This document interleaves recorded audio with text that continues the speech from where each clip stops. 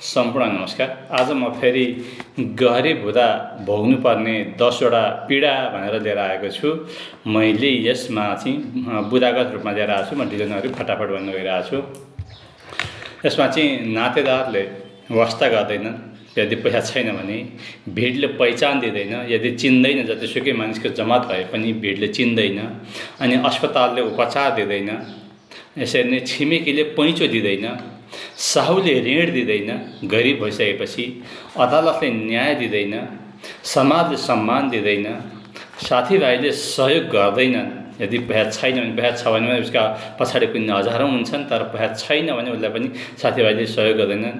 अनि प्रेमी प्रेमिकाले साथ छोड्छन् यदि गरिब भएको छ भने। गरिब छ भनेर थाहा पाइसकेपछि स्कुल कलेजले शिक्षा दिँदैन।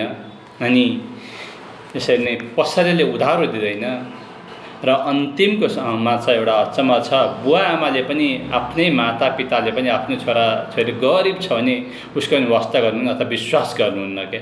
आफ्नै आमा बुवाले पनि आफ्नो सन्तानको विश्वास गर्दैन यदि गरिब छ भने। यदि मानिस गरिब छ भने यी कुराहरू भोग्नुपर्छ। हामी इमान्दार छौँ, अब केही छैन, अब सम्पत्ति छैन, इमान्दार छौँ, भोलि एक दिन भइहाल्छ। इमान्दारले संसार चल्दैन रहेछ। पैसा नभइकन दुनियाँमा छ भने ठुलो पैसा नै रहेछ। नभएदेखि यति कुराबाट वञ्चित हुनुपर्ने छ भन्ने कुरा आजको भिडियोमा प्रस्तुत गर्दै। हवस् त, नमस्कार।